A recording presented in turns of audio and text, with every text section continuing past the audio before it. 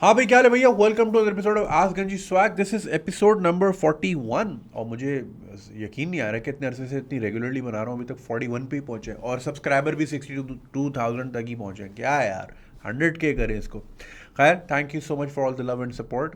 और आपकी बहुत सारी ईमेल्स आती हैं, मेरी कोशिश होती है ज़्यादा से ज़्यादा उसमें इंक्लूड करूँ। बहुत सौ को तो मैं ईमेल पे ही जवाब दे देता हूँ, मगर जो मुझे लगती हैं that are worthy for more people to know about, तो वो मैं उसमें इंक्लूड कर लेता हूँ। ज़ाहिर है बहुत सारी फिर भी रह जाती हैं। I am only a human, I am trying my best. रोज़े में, रमज़ान में इतना बोलना वैसे ही आसान नहीं है, but I am giving my best shot. बाकी पेट्रियन पे सपोर्ट करने का बहुत शुक्रिया। जो मेरे पेट्रन्स हैं पेट्रियन के, उनको मैंने पोस्ट लगाई थी, इंस्टा पे भी मेंशन किया था that I am sending them Eid card from my behalf. उतना मुझे सपोर्ट करना है, at least I can give them an Eid card. तो जिन्होंने मुझे एड्रेसेस भेज दिए हैं अभी तक, मेरे 65 पेट्रन्स हैं, उसमें से 24 ने अभी तक भेजे। तो आप जल्द से जल्द अपने एड्रेसेस भेजें ताकि मैं फिर रवाना करूं 15वें रोज़े से पहले, क्योंकि बहुत दूर दूर तक जाना है, हर जगह शायद टाइम पे पहुंच भी ना पाएँ तो मसला हो जाएगा। तो वो ज़रूर कीजिएगा, सब्सक्राइब ज़रूर कीजिएगा। फेसबुक पे you can become a supporter, YouTube पे you can buy membership, and बस यही इतनी सी बात है। चलते हैं आज की ईमेल की तरफ। ये एक ईमेल मुझे आई थी, ये बड़ी इंपॉर्टेंट है, तो हर एपिसोड में मिस हो रही थी क्योंकि ये मुझे फ़ोन पे आई थी। Hi Junaid, I'm sharing a huge part of my life here with you as I want an advice and totally believe in yours. Please keep my name confidential if you're reading it out on your podcast. I'm 27 and so is my husband. We got married in 2019. It was a love marriage. We've known each other since 2011 and fell in love somewhere around 2016. 5 साल बाद प्यार हुआ। चलें, अच्छी बात है। We considered each other as our personal interests and goals were similar. We were both job and business oriented and like minded people. It was all flowers and butterflies until we decided to get the families involved and get married. Coming to the issue, we never regarded the difference in our family's lifestyle as a problem, but it appeared to be the main one during all this. Mashallah, I belong to a wealthy family and I've been Papa ki princess, Papa ki pari all my life, whereas my husband has had some troubles in his past and was mostly raised by his mom. After we got engaged, I started getting signs of how his family, especially his mom, was insecure and would just involve herself in the littlest things. She would come out and talk about her elder son's sex life like it was nothing. अच्छा, इनके जेठ की sex life आके इनको बता रही है। Wow, man. She would tell my mom how my husband to be was fond of his brother's kids and cannot live without them.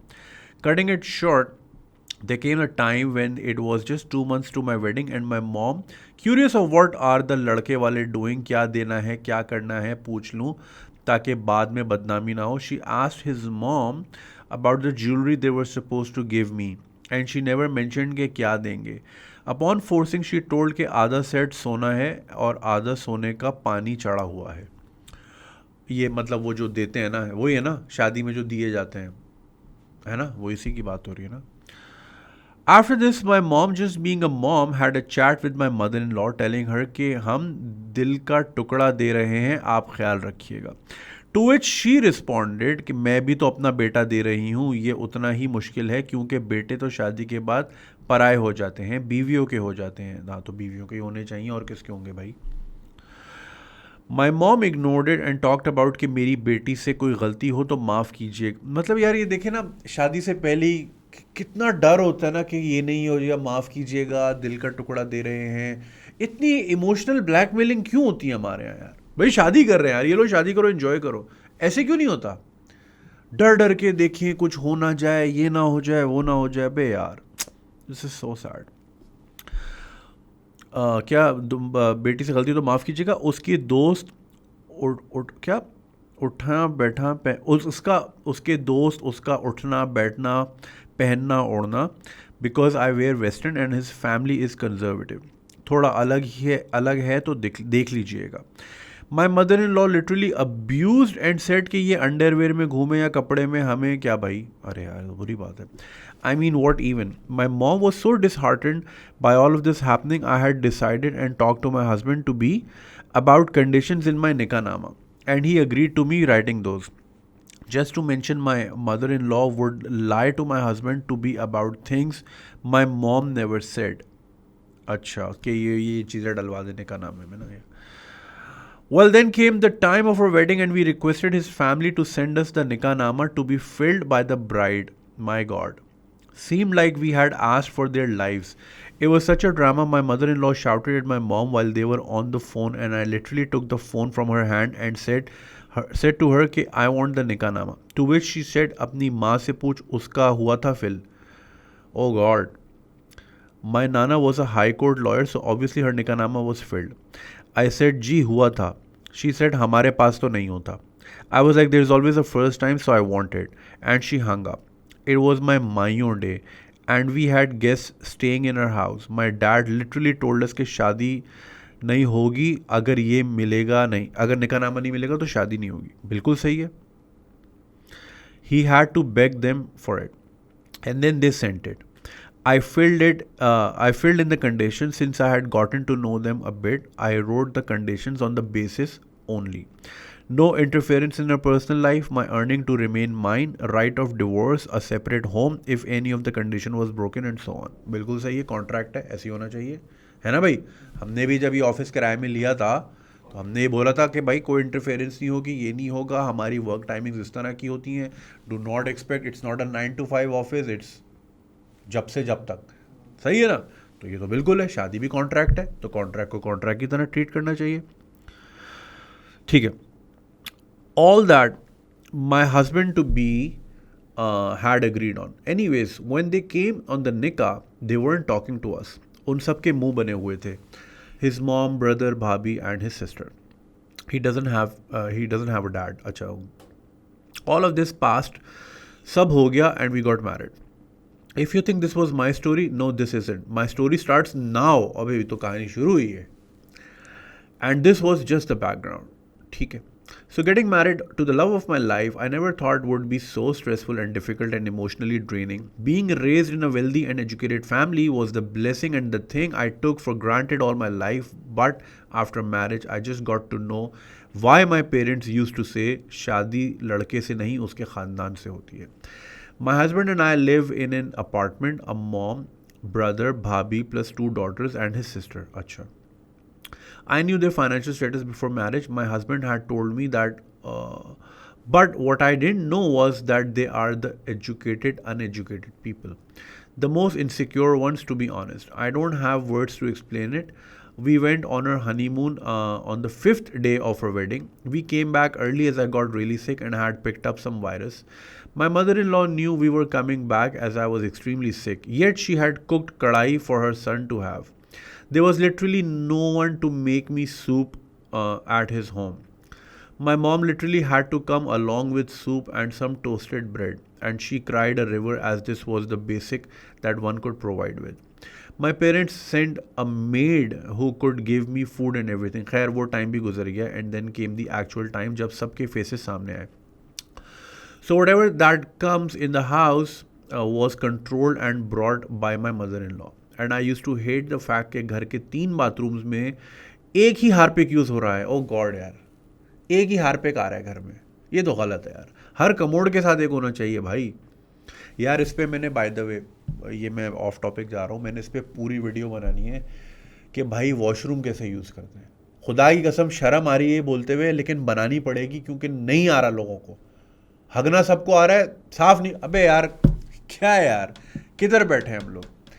ये बहुत बड़ा मसला है. ये मुझे एक खातून ने भी भेजा क्योंकि वो जॉइंट फैमिली में रहती हैं. अब जॉइंट फैमिली में चल रहा है हिसाब किताब, वो बहुत परेशान थी. और प्लस ये मैं बहुत अरसे से नोट कर रहा था. मैं सोचा कि शायद ये इधर ही का मसला है, मतलब इधर से मुराद ऑफिस नहीं, वैसे कि लाइक मेरी लाइफ में ये मसला है, मगर ये बहुत बड़ा मसला है भाई. इस पर वीडियो बनेगी. अच्छा, सो लाइक एक घर में 3 बाथरूमों में एक हार्पिक यूज़ हो रहा है. I mean, why can't I have my own washroom accessories? My husband said, तुम ले लो, इसमें क्या है. So I got them and the next day my mother-in-law came crying to me कि ये सामान तुम ले आई. I was amazed. It was literally like a courtroom. It was the pettiest thing that I wouldn't have to look at my own home. But here. Well, I told her कि इसमें क्या हुआ aunty, हर किसी की पसंद होती है, मुझे ये अच्छा लगा, so I got it. This was just the beginning. Then after a month, I started earning a full-time 9 to 7 p.m. job. just because his family had put a huge amount on us that we had to pay as we were a part of that house. And again, after a month, total kharcha divided by 3 होने लगा. My husband, his brother and my mother-in-law. अच्छा, मतलब खर्चों में 3 हिस्से. सही है भाई. Just to mention, she's a government official and in 20th grade. When this happened, my concern was we've been given one single room. Why do we pay the same rent as everyone else? We eat less as both of us are out from 9 to 7 p.m. and we just have dinner at home. फिर भी we did that. We started contributing the same, but the money thing never stopped popping up. They would always ask for more money. I mean, everyone in this house is earning and yet everyone is always asking about money. हैं? And saying हमारे पास तो पैसे नहीं है. Apart from money, my mother-in-law is the most toxic person I've ever seen since I got married. She used to say to my husband, आ जाओ नाखून काट दो बड़े हो गए हैं. What? खुद कैसे काटोगे? बीवी से कटवाओगे? अबे भाई अम्मियाँ नाखून काट रही हैं. Then she used to ask me for our sex nighties. And once in the morning when I was in the kitchen, she asked me, "Naha ke aayi ho na?" I mean, what the fuck? She constantly asked me on having kids, and when I won't tell, she would ask my maid कि इनसे पूछो इनका क्या scene है, पता नहीं परहेज कर रहे हैं क्या. I mean, what the actual fuck, man? She would always talk to my husband in my absence, and once she told him about one of our mutual male friend, who is both our best friend. She tried to create this thing in my husband's mind कि ये क्यों होता है तुम लोगों के साथ, हर जगह क्या कर रहा होता है, इन अ वे के शक पैदा हो जाए. That's when I lost it. I mean, you have a daughter too, यार. How can you point fingers at someone else's daughter like this? She shouted at me and abused me all in front of my husband, and शुरू से she just jataufies all that she has done for my husband. She lied from time to time, made situations worse, but I stayed silent. I used to cry every night in the room, missing my home and family, and that all for literally nothing. I told my husband that we need to move out, and he started considering it because there was never a day जब कोई झूठ ना बोला गया हो, even to buy the smallest things. We had think of what we'll say at our home and what we'll tell them. हमारी कोई privacy नहीं है. Our sex life, our choices, our food, our clothes, like सब उनके हिसाब से हो. Even my parents cannot come to my place because when they do, उनसे भी मेरी सास बदतमीजी करती हैं. Plus भाभी and brother-in-law are equally selfish. They copy me in everything. यार ये कॉपी वाला सीन ना घरों में बहुत कॉमन है यार. ये बहुत ऑफ सीन है, बहुत ऑफ सीन है. ख़ास तौर पे अब जैसे परफ्यूम है, अगर आपकी बीवी एक सर्टन परफ्यूम यूज़ करती हैं तो आपकी जो अफ्लिक्शन है, जो अफिलिएशन है उस खुशबू से, वो आपकी बीवी के साथ है, राइट. एक सर्टन फीलिंग जागती है. खुशबू तो भाई ऐसी ही होती है कि वो आपके अंदर एक सर्टन फीलिंग जगा देती है. ऐसा भी होता है, आपने अगर कोई मैट्रिक इंटर में यूज़ करते हो परफ्यूम, आपको अभी कोई सूंघा, आप फ़ौरन उस टाइम में चले जाते हो, राइट. ऑल फैक्ट्री स्टिमुलेशन कहते हैं ना इसको. तो आपकी जो है ना फीलिंग्स के साथ वो कनेक्ट होती हैं. अब जो बीवी लगा रही है, माँ को पसंद आया, माँ भी ले आई. अब माँ से बीवी वाली खुशबू आ रही है, ऑकवर्ड हो रहा है भाई. ऐसा होता है. बहन से आ रही है वो वाली खुशबू जो बीवी से आती थी. समझ रहे हैं आप मेरी बात? तो कॉपिंग में कपड़े वपड़े तक समझ आता है, गलत तो वो भी है, मगर परफ्यूम वाला सीन तो बहुत ही ऑफ है यार. ये तो बिल्कुल ना किया करें खुदा के वास्ते. They copy me in everything, be it a blender of my choice, clothes, or even the type of juice, food I have. They copy it all. They have 2 rooms in the house and the drawing room is theirs, but theirs too, but they pay the same rent as us and सब 3 में divide होता है. It's like ये सब सही. फिर tensions and insecurities अलग के. मेरे बेटे का तो नाड़ा भी मैं बदलती थी शादी से पहले. यार ये बांधती थी शादी से पहले. यार ये कैसे बेटे हैं यार? नाखून भी अम्मा से कटा रहे हैं, नाड़ा भी अम्मा से बनवा रहे हैं. नाड़ा खोलना आता है हैं? बीवी के सामने नाड़ा खोलना आता है, बांधना अम्मी ने. अबे यार, that's, I mean, what are you? So now since a year, my husband is on work from home and I'm going to work. He has seen their real faces and wants to move out as well. My question to you is, my husband has this job out of the country and due to COVID, we are here for the next year. We are thinking to move out as मेरा and उसका दोनों का mind fuck हो चुका है and I cannot take these dramas anymore. As आजकल घर पे एक और ड्रामा चल रहा है. We are considering to move out and have our mental peace, but we are confused कि 1 साल बाद वैसे ही बाहर मुल्क चले जाना है. तो is it worth it, how should we go about it, because घर पे बताएंगे तो एक और नया फड्डा होगा and we want to move away swiftly, please suggest what should we do. Thank you so much for such a lengthy email. सुना आप लोगों ने भाई, और ये एक घर की नहीं, ये हर घर की कहानी है ऑलमोस्ट। और ये जो इतनी सारी बातें थी, घर में एक हार्पिक आना और ये आना वो आना, क्वाइट पॉसिबली भाई जैसे आप एक वेल्दी ख़ानदान से है ना, तो वो उनको ज़रा वो भी, आई डोंट नो मैन। मैंने एक बड़ा अच्छा टिकटॉक देखा था, वो टिकटॉक ये था कि औरत को ना मोहब्बत नहीं चाहिए होती, औरत को अटेंशन चाहिए होती है, और अटेंशन की अगली फेज़ मोहब्बत होती है। तो वो उसको जब उसके शौहर से नहीं मिलती ना, तो वो चीज़ अपने औलाद में ढूंढती है। और बच्चे तो वैसे ही अटेंशन नहीं देते, देखा होगा आपने, माएँ पीछे भाग रही होती है, बच्चे टाइम ही नहीं दे रहे होते, फ़ोन में लगे हुए हैं, गेम खेल रहे हैं, माँ पूछे जा रही है क्या खाया, स्कूल में दिन कैसा रहा, शी वॉन्ट्स दैट अटेंशन, बच्चा दे ही नहीं रहा होता। मैं भूल रहा हूँ वो मुझे सेव कर लेनी चाहिए थी, बहुत अच्छी टिकटॉक थी। तो उसमें ना फिर यही था कि वो फिर बेटे के साथ वो फिर वो इस तरह का बॉन्ड हो जाता है कि जब फिर नई औरत आती ना, तो वो शेयर नहीं करना चाहती अपना बेटा, जिस तरह एक औरत अपना मर्द, अपना हस्बैंड किसी औरत से शेयर नहीं करना चाहती। इस ऑब्वियसली बेटे के साथ वो वाली फीलिंग्स नहीं होती, मगर एक इमोशनल कनेक्शन तो होता है ना। तो वो जब डिवाइड होने जा रहा होता है ना, तो फिर माएँ इस तरह बिहेव करने लग जाती हैं। और जो कि हम अपनी इतनी ईमेल्स में हम सुनते ही आ रहे हैं कि सासें जो है ना, वो फिर मेरा बच्चा छीन लिया, ये हमने सुना ही है, ड्रामों में भी देखा है, मेरा बच्चा छीन लिया। वो इसलिए होता है बिकॉज वो जो अटेंशन वहाँ से, अब ये देखो ना, नाड़ा बांधना, नाखून काटना, ये क्यों करती हैं माएँ? नहीं मेरा बच्चा किचन, मेरी माँ ने मुझे किचन में ही नहीं घुसने दिया, आज वो उनको वो होता है कि यार नहीं, तुम्हें कुछ आता होता तो अच्छी बात होती। मैं 5 साल दुबई में घर बाहर का खाना खाया, कुछ बनाने ही नहीं आता, किचन में ही नहीं घुसने दिया ना, नहीं नहीं तुम बैठो, जो चाहिए मैं दूंगी। वाई? कि वो बच्चे इतने, अब मैं ही नहीं कह रहा कि मेरी माँ ये सोचती थी, जनरली माओं का ये होता है कि बच्चे को इतना डिपेंडेंट कर दो कि मेरे बगैर ये चले ही ना ज़िंदगी में, ताकि फिर मैं इसकी ज़रूरत रहूँ हर वक्त। और ये करती हैं माएँ, थोड़ी सी टॉक्सिक ट्रेट है, इनको इनेबल करना चाहिए। अब नाड़ा बांधनी है, ठीक है, या नाखून काटना, ये तो फिर वही वाली बात होगी कि आप उस बच्चे को बड़ा नहीं होने दे रहे। इतना बड़ा कर दिया कि पढ़ा लिखा के नौकरी करने पैसा ले आए, मगर इतना बड़ा भी नहीं किया कि एक सैंडविच ही बना ले रात को 3 बजे। समझ रहे हैं? तो ढूंढ रहा है, टटोल रहा है फ्रिज में क्या है क्या नहीं है। सो या ये माओं की ट्रेट होती है इस वजह से। अब ये जो आपने बात की कि आपकी सेक्स लाइफ, और वो आपसे पूछनी सुबह नहा के आई हो, पता नहीं उनको आवाज़ें आई होंगी या क्या, I don't know man, I am sorry indulging too much. मगर ये कि ये तो बहुत ऑफ लिमिट है यार, ये कौन सास बोलती है यार, कैसे पूछ सकती हैं यार कि सेक्स लाइफ कैसे। हाँ, ढके छुपे लफ्ज़ों में कि हाँ बेटा सब सही है, खैरियत है, या बच्चे, हमें ख्वाहिश है बच्चों की, वो सासें इस तरह खेलती हैं ना, बच्चों से खेलने का दिल कर रहा है, ये करती हैं। ये कौन पूछता है कि जी नाइटीज़ कौन सी पहन रही हो, और ये, अरे भाई अल्लाह रहम करे यार। तो ये तो बहुत ज़्यादा इंडल्जेंस है, ये तो बहुत ज़्यादा वो है। और ये जो आपने बात की ना 3 में डिवाइड होना, ये बिल्कुल अगेन हर घर की कहानी है। किसी भाई के बच्चे ज़्यादा होते हैं, एक किसी के बच्चे ही नहीं है, मगर डिवाइड बराबर हो रहा है। वो फैमिली के हिसाब से हो रहा होता है कि अब आपके 2 हैं, उनके 5 हैं, तो दैट्स नॉट देयर फॉल्ट और योर फॉल्ट। आपने ये ज़रा होता है, क्योंकि इसको आप फिर क्वान्टिफाई कैसे करेंगे? पर बंदा जाएंगे, उसके हिसाब से डिवाइड करेंगे, एक बच्चा कम खाता है, एक बच्चा, समझ रहे हैं ना, वो फिर बहुत ऐसा ही है भाई, कितना अंदर जाओगे आप उसमें? आप ये चीज़ें मेजर ही नहीं कर सकते, कौन कितनी रोटियां खा रहा है या कौन कितना खा रहा है, वो रोटियां किसी की गिननी भी नहीं चाहिए।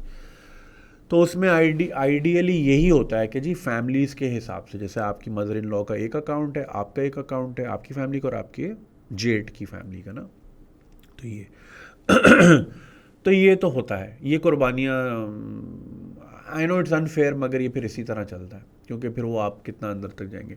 रही बात एक हार पे गाने की, तो अब वो आपने जिस तरह बताया कि वो फाइनेंशियली उन्होंने काफ़ी स्ट्रगल किया, तो वो ज़ाहिर है उसी जोन में सोच रहे हैं। आप एक अलग घर से आई हैं जहाँ पे ये चीज़ें शायद इतनी माने ना रखती हों। मैं आपको एक किस्सा खुद सुना देता हूँ अपना। हमारे एक फैमिली फ्रेंड्स थे, वेरी वेल्दी, अल्हम्दुलिल्लाह आज भी they are doing very well. उनके साथ, उनके यहाँ हम रहने जाते थे, पुराने ज़माने में यही था ना, जुमेरात की शाम वो हमें पिक करते थे, फिर हम मिस्टर बर्गर से बर्गर लिया, कोल्ड ड्रिंक ली, ये लिया वो लिया, पिकनिक की, फ्राइडे को साथ नमाज़ पढ़ी, बिरयानी खाई, शाम को घर छोड़ दिया। फैमिली फ्रेंड्स थे, ऐसे ही रहते थे, वो हमें बच्चों की तरह रखते थे। तो जो अंकल थे हमारे, उन्होंने गुलशन में गाड़ी रोक के बंदे को बोला यार एक एप्पल सिड्रा लेकर आना। तो मैंने उनको बोला अंकल मुझे एप्पल साइडर नहीं पसंद। तो उन्होंने आगे से एक बात बोली, मुझे समझ ही नहीं आई। उन्होंने बोला बेटा ये पीने के लिए नहीं है, शो के लिए है, यानी कि ये टेबल पे रखी जाएगी एज अ डेकोरेशन। अबे मेरा तो दिमाग ही शॉर्ट हो गया कि ये भी पॉसिबल है दुनिया में कि एक बोतल घर में आई है, कोई पी नहीं रहा और कोई पिएगा भी नहीं। ये कैसे बच्चे इनके, उनके खैर बच्चे बड़े थे, मगर ये कि ये कैसा कंट्रोल है। हमारे तो घर में कोई चीज़ है, बे अब्बू गुस्से थे, बे थैली पे हमला, भाई गरीब थे ना, थैली पे ही हमला क्या आया है। और थैली के वजन, थैली जितनी नीचे झुक रही है ना, उससे भी हम कैलकुलेट करते थे कोई भारी चीज़ आई यानी खरबूजा आया है। गरीब, जस्ट गरीब थिंग्स, राइट। तो भाई मेरा तो दिमाग ही ब्लास्ट हो गया था कि एप्पल साइडर जो है वो डेकोरेशन के लिए है भाई। कभी सुने? एक ही जैसा बैकग्राउंड है हमारा, हमें समझ ही नहीं आ रही बात, प्रोसेस ही नहीं कर पाए। इसी तरह वो 3 हार्पिक उनको समझ ही नहीं आए होंगे। 3 हार्पिक कौन लेता है बेटी, इतनी महंगाई हो गई है, ये हो गया वो हो गया, 1 हार्पिक है, पुछ पुछ तो मारना है, 2 कतरे तुम्हारे वाले में मारे। हालांकि असूलन भाई हर कमोड के साथ होना चाहिए, हर यूजेज के बाद खुद ही मार ले बंदा, ऐसा ही है भाई। अगले के लिए ना अच्छी एंट्रेंस हो, अच्छा वेलकमिंग हो, ये ना हो कि आप निशानात छोड़ के आ गए अपने, ये गलत बात है, गंदी हरकत है। अब रात को अगर खुदा ना खास, अब ये मुझे एक बात समझाए भाई, 3 बाथरूम में 1 हार्पिक है, रात को किसी ने यूज़ किया, पेट वेट ख़राब है कुछ भी है, अब वो नहीं हुआ साफ़, तो अब क्या रात के 3 बजे वो अम्मी के कुंडी खटकानी है कि ज़रा हार्पिक दे दें, ये करेंगे या सुबह तक वेट करेंगे? तो यानी अगला जो, अबे यार खुदा के वास्ते यार, तौबा तौबा तौबा तौबा। तो ये अब वही वाली बात है ना, आप डिफरेंट क्लास से हैं, वो डिफरेंट क्लास से हैं, तो वो ज़ाहिर है वो मिसमैच है, तो हो रहा है उनको थोड़ी बहुत ये चीज़ें समझ नहीं आ रही। वो जो आपने निकाहनामा वाली बात बोली थी वो बिल्कुल सही था, और ये जितनी भी ख़वातीन सुन रही हैं भाई, ये आपने भरना है। ये कटा हुआ आएगा ना, वापस भेज दें, चाहे बारात वापस चली जाए, कोई बदनामी कुछ नहीं होता। वो थोड़ी बहुत की वो सही है कि बारात वापस चली गई, या ज़िंदगी भर का टॉर्चर के आप पड़े हुए, क्योंकि आपने सारे राइट्स तो दे दिए, अब पिट रही हैं, जो भी हो रहा है। मैं वो उस तरह मजाकन नहीं कह रहा, मैं एक बात कह रहा हूँ जो कि ऐसा होता है, आप सारे राइट्स दे देती हैं, क्योंकि हमारे यहाँ लोगों को एजुकेट ही नहीं किया जाता, ठीक है, कि उनके ख़वातीन के राइट्स क्या हैं। मौलवी साहब पहले ही ऐसा ही है भाई, पर्चा काट के लाते हैं, ये कटा वाला है, वापस भेजो, बोलो दूसरा लेकर आ। काटा कैसे तूने? तू डिसाइड करेगा मेरी लाइफ कैसे गुजरेगी, who the hell are you man? ठीक है, आपने बिल्कुल सही किया। और ये जितनी भी सुन रही हैं भाई, निकाहनामा लड़की ने भरना है, और लड़की ने कंडीशंस रखनी है, ट्रीटेड लाइक अ कॉन्ट्रैक्ट। जैसे आप नौकरी का कॉन्ट्रैक्ट करते हैं, जैसे आप बिजनेस में कॉन्ट्रैक्ट करते हैं, जैसे आप मकान ख़रीदने में कॉन्ट्रैक्ट करते हैं, जिस तरह आप किसी भी लेन देन में, इसमें भी तो लेन देन ही हो रहा है ना, वो वाला लेन देन नहीं, मतलब लाइक बेटी जा रही है बेटा आ रहा है, मतलब ये ना 2 ख़ानदान मिल रहे हैं ना, तो it's a contract, it's a social contract, क्योंकि ब्लड रिलेशन तो नहीं है इन मोस्ट केसेस या in some cases, right. So you have to be bound by a contract, जहाँ वो ज़बान से ना फिर सके, आप ज़बान से ना फिर सके, तो ऑन पेपर रख दे। इसलिए तो होता है निकाहनामा, वरना मौलवी खाली दुआ करा दे, हैं भाई, मौलवी खाली दुआ करा दे, हो गई, दुआ से ही तो होती है। तो वो पेपर, पीस ऑफ पेपर क्यों चाहिए? इसलिए चाहिए कि कल को अगर आपके राइट्स जो कि डिफाइंड थे, अगर वो ब्रीच हो रहे हैं, तो you can challenge it court में ले जाके। कोर्ट में व्हाट्सएप की गवाही नहीं मानी जाती, ईमेल की भी नहीं मानी जाती, कॉन्ट्रैक्ट की मानी जाती, जो गवर्नमेंट से तस्दीक शुदा पर्चे पे आया हो और फिर गवर्नमेंट के रिकॉर्ड का हिस्सा है वो, तब आप जाके डिमांड कर सकती हैं कि जी मैंने इनको पहले ही बोला था कि ये चीज़ें होंगी, अब मुझे चूँकि ये चीज़ें नहीं दे रहे, तो मुझे या तो तलाक चाहिए या मुझे खुला चाहिए, जो भी। इसीलिए औरतें रुलती हैं कोर्ट कचहरी के बाहर। आप खुदा के वास्ते किसी दिन टाइम निकाल के वीकडे पे, अभी तो चलो रमज़ान है, गर्मी आने वाली है, चलो ठंडे मौसम में सुबह 9 बजे सिटी कोर्ट के बाहर चले जाना, बाइक कोने पे लगा के बस सिर्फ खड़े होके देखना वहाँ किस तरह के लोग आ रहे हैं, किस तरह के जा रहे हैं, और औरतें ख़ासतौर पे किस तरह जलील होती हैं वहाँ पे। ज़्यादातर आपको ये डोमेस्टिक वाले ही मसले मसाइल मिलेंगे, और डेली की बुनियाद पे बीसियों भी मैं कम कह रहा हूँ, ऐसा ही है भाई। अबे बाइक लगाने की जगह नहीं होती, क्या वजह है, क्यों धक्के खा रहे हैं? क्योंकि कॉन्ट्रैक्ट में कुछ और था, और वो तो शो तो भेड़ रहा है, वो तो कह रहा है मैं तो नहीं दे रहा, ऐसा कुछ लिखा हुआ ही नहीं है, इसने तो अपना राइट पूरा काटा हुआ था। अब लड़कियों को पता ही नहीं है, उनको तो बस भाई दुपट्टा यूं था, अब्बू ने ला के दे दिया, बेटा ये साइन कर लो, मैंने कर लिया, को पता ही नहीं लिखा हुआ क्या है, कंडीशंस क्या थी। निकाहनामा के ऊपर जो है ना यार, इस पे एक बनाते हैं वीडियो, निकाहनामा होता क्या है, भरना कैसे है, क्या है, क्योंकि बेड़ा गर्क किया हुआ इस चीज़ ने। इन द सेंस कि लोग इस कॉन्ट्रैक्ट को अबाइड नहीं करते, ब्रीच करते हैं, और फिर जिस किस्म का बिहेवियर रखते हैं औरतों से, फिर उससे नस्लें ख़राब होती हैं उस एक पीस ऑफ कॉन्ट्रैक्ट की गलती की, मतलब कि उसको अब्यूज़ की वजह से नस्लें ख़राब होती हैं। तो हमें रूट पे जाना है, और हमारा तो काम ही है, मैं तो हमेशा रूट की बात करता हूँ कि रूट यहाँ से मसला है, कारपेट के नीचे कचरा नहीं डालना, right. So you are absolutely right इस चीज़ पे। मुंह बनता है तो बने, आपने अपने राइट सिक्योर करने हैं भाई। थोड़ी देर का मुंह बनना या ज़िंदगी भर का मुंह सूजा रहना, ये देखना है आपने।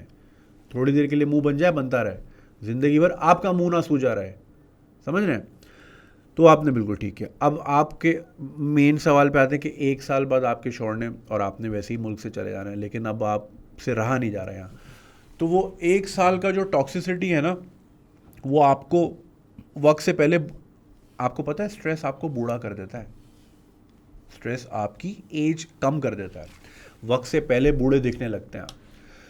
तो वो जो है ना, आपकी जेस्ट और आपकी एनर्जी और जो आपकी यूथ है ना, ये उसमें टॉक्सिसिटी, इसको टॉक्सिसिटी का लफ्ज़ हम क्यों यूज़ करते हैं? टॉक्सिक होता क्या है?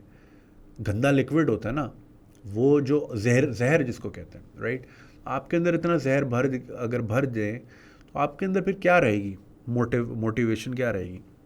सो 1 साल के लिए मैं तो आपको ये कहूँगा कि बेशक हो जाए शिफ्ट, छोटा मोटा सा ही ले लें। अगर तो आप कराची में, मुझे आपका शहर का नहीं पता, मैं अगर अज्यूमिंग यू फ्रॉम कराची, तो यहाँ देख लें, अब बहुत मिल जाते हैं फ्लैट डिफेंस में। कहने को डिफेंस है, वहाँ पे कोई फैसिलिटी कोई इतनी खास नहीं होती, तो इतने महंगे भी नहीं होते। आप दोनों माशाल्लाह कमा रहे हैं, यू कैन अफोर्ड। उसमें आप अगेन कॉन्ट्रैक्ट ऐसा कीजिएगा कि कल को आपके पैसे ना फंसें, ज़्यादा एडवांस ना हो, कि अगर खुदा ना खास्ता, ये भी होता है मालिक मकान नहीं दे रहा एडवांस, आपने छोड़ दिया, उसने कैलकुलेट किया जी आपने मुझे 1 लाख एडवांस दिया था, इसमें 20,000 का नुकसान है, मैं आपको 80 दूंगा, अच्छा दे दे 80, फिर वो रुलाता है आपको। अब उसमें आपकी फ़्लाइट खड़ी हुई, आपने जाना 80,000 नहीं आ रहे, तो कुछ ऐसा रखिएगा कि ऐसा अमाउंट हो कि जिसको छोड़ के जाने में भी तकलीफ़ ना हो, समझिए मेरी बात। So don't go all in, basic सी चीज़ ले लें। आपने वैसे ही रात को आके सोना ही होता है, दोनों काम वाले हैं ना, चलें अभी वर्क फ्रॉम होम हो रहा है, बस इंटरनेट आता हो, बिजली आती हो, हवादार हो, आपको और कुछ नहीं देखना। लेकिन वो इंडिपेंडेंस और फ्रीडम जो है ना, आपको अगला जो आपका स्टेज है ना लाइफ का, इंशाल्लाह जो मुल्क से बाहर है, उसके लिए प्रिपेयर करेगा। So you will B compatible, क्योंकि अगर आप इस माहौल से उठ के भरे हुए घर से डायरेक्ट बाहर और फिर डायरेक्ट अकेले, वो फिर 2 प्रेशर होंगे आप पे, राइट। एक अकेले रहने का कि यार अकेले किस तरह मैनेज करना है, और एक ये कि हम मुल्क से बाहर हैं, राइट। अगेन आपने मुल्क नहीं लिखा, तो उसमें भी मैं ज़ाहिर अगर मिडल ईस्ट होता तो it's not too different, but Europe and beyond far more different ही लाइफ स्टाइल है ना। सो तो इसमें ये होगा कि आपकी कम से कम अकेले रहने की ट्रेनिंग हो जाएगी। ग्रोसरी कितनी लानी है, कितना बचाना है, कितना ये है, क्योंकि अभी आपने जो भी है अकेले नहीं किया ना, फैमिली सपोर्ट था, जब आप अपने घर में थी वहाँ भी था, तो ज़रा आपको आटे दाल का भाव और ये सारी चीज़ें भी पता चलती रहेंगी, और जो है ना आपको किस तरह माइक्रो मैनेज करना है घर, कितने नीचे लेवल पे आके। So you will B trend best for that life. तो मैं तो आपको ये कहूँगा कि एक तो टॉक्सिसिटी जो 1 साल की मज़ीद टॉक्सिसिटी आपके 3 साल ले जाएगी आपकी एनर्जी के, तो वो तो बिल्कुल ही रह ही नहीं सकते ना, करना ही नहीं है। और दूसरा ये कि आप फर्दर ट्रेन हो जाएंगी। सो आई वुड सजेस्ट कि get a place, live by your own means, by your own terms, independence enjoy करें। उससे फिर पता है कि आपकी रिलेशनशिप और आपका बॉन्ड भी अच्छा होगा। तो अगर आप डायरेक्ट टॉक्सिसिटी से मुल्क से बाहर जाएंगी ना, फिर ज़ाहिर आप होम सिक भी होंगी और भी बहुत सारी चीज़ें होंगी। So this slight move will train you like half way, और फिर बाहर जाके आप इंशाल्लाह चीज़ें सेट हो जाएंगी। That would be my advice to you. Sorry to hear about what you've been going through, and I mean, it shouldn't make you feel better when I say कि ये हर घर की कहानी है. It's not a nice thing, it's not a nice feeling to know that, मगर it's very common for mother-in-laws to behave the way this one is behaving. Again, just because it's common doesn't make it okay, right? So ये बड़ा of scene है, तो पहली फुर्सत में आप cut लें यहाँ से, इतना सा मशवरा। हाँ जी, दूसरे सवाल पे चलते, तो पहला ही इतना लंबा हो गया। खैर ईमेल भी काफ़ी डिटेल्ड थी, एंड दैट वाज समथिंग जो कि हर लड़की उससे रिलेट कर सके। तो मेरी कोशिश होती है कि जितने ज़्यादा डिटेल में हम जा सकें। अच्छा जी, दूसरा सवाल है, wife and I disagreeing on daughter's dressing, right?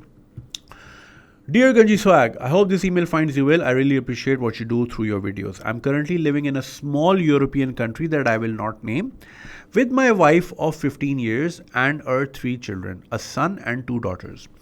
I'm someone who's a very religious, and as my daughters are growing, 9 and 12, 9 और 12 साल की इनकी 2 बेटी हैं, I've started to wish that they dress a bit more modestly. By that I mean less sleeveless shirts or short dresses.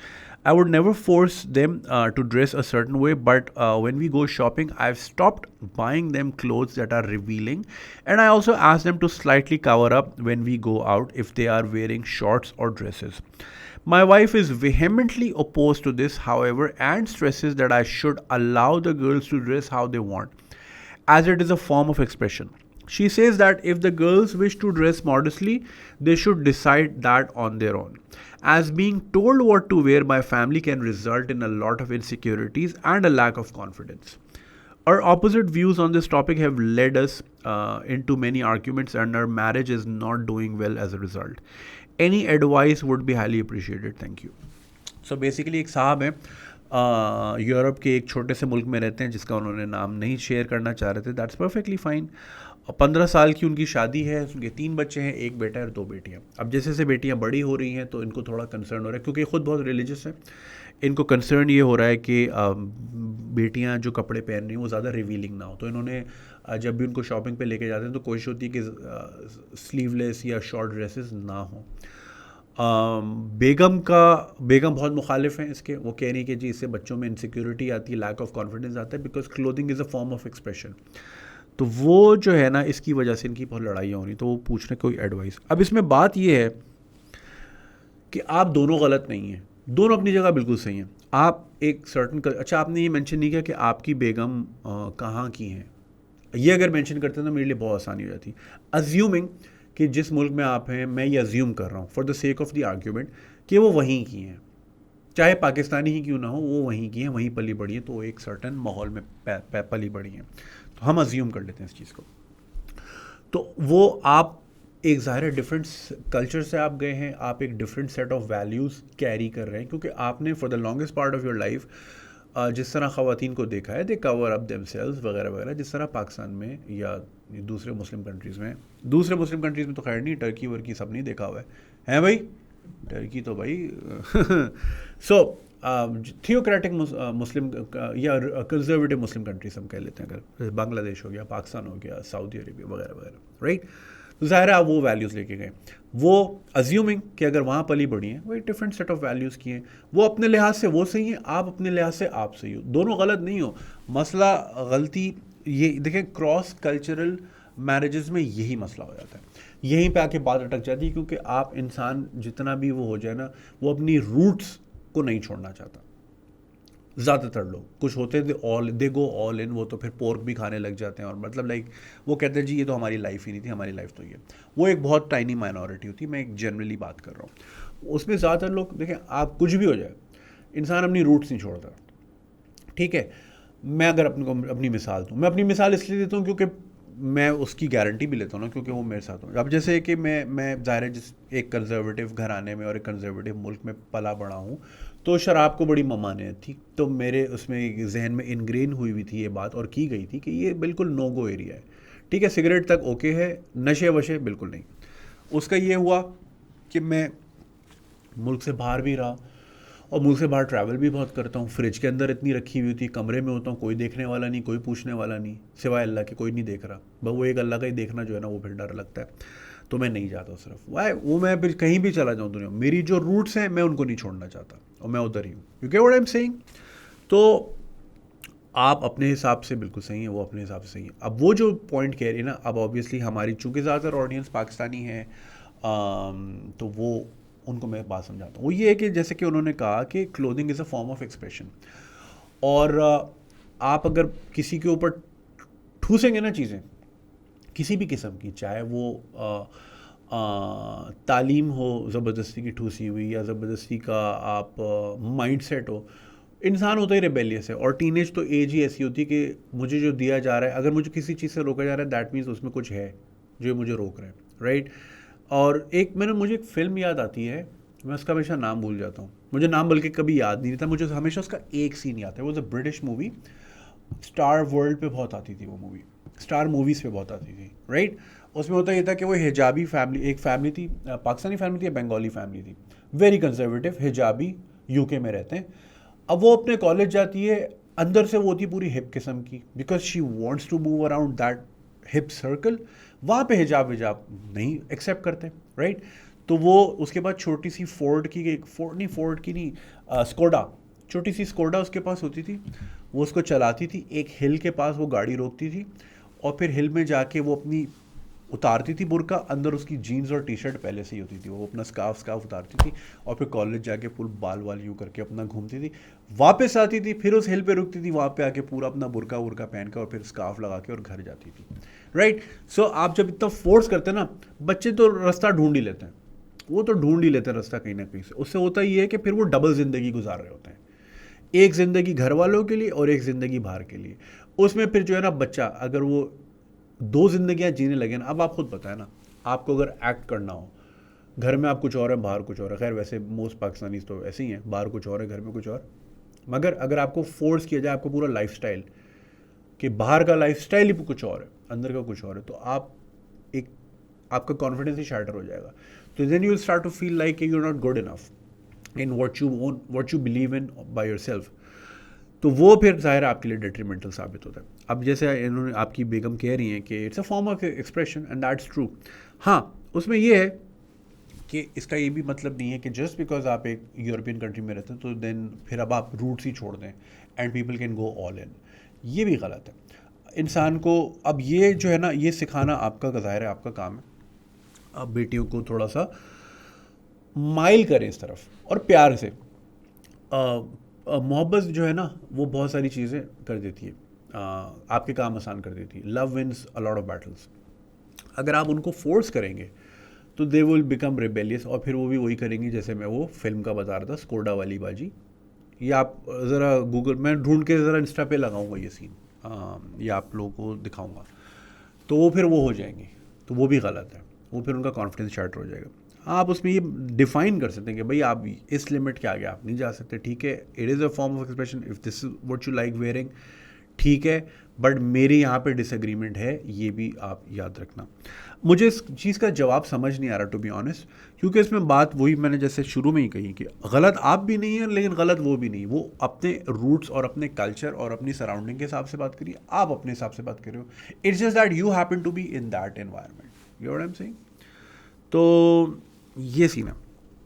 अब उसमें हम आप क्या कर सकते हैं, इसमें ये कर सकते हैं कि आप फोर्स फिर भी कुछ नहीं कीजिएगा, क्योंकि फोर्सिबली कोई भी चीज़ कराना वो फिर ज़्यादा सही नहीं होती, फिर आपके घर का सुकून बर्बाद होगा। और जैसे आप कह रहे हैं कि हमारी लड़ाइयाँ बहुत हो रही हैं, तो फिर वो जो है एवेंचुअली होगा फिर भी वही, अगर वो चाह रही हैं और फिर आपका सुकून भी बर्बाद होगा, तो फिर फ़ायदा, it's a lose lose scenario ना।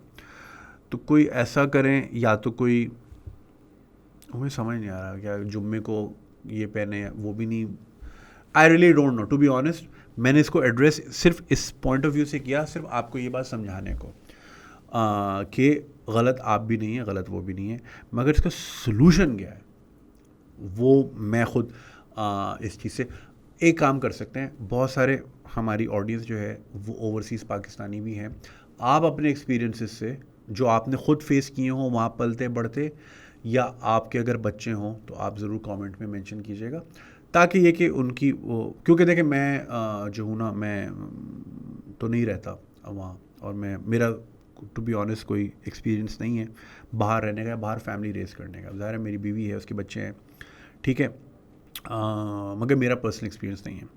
तो यही मैं कह सकता हूँ कि मगर फिर भी जो है ना, आप फोर्स फिर भी नहीं कीजिएगा, वो फिर बहुत डिट्रीमेंटल हो जाएगा।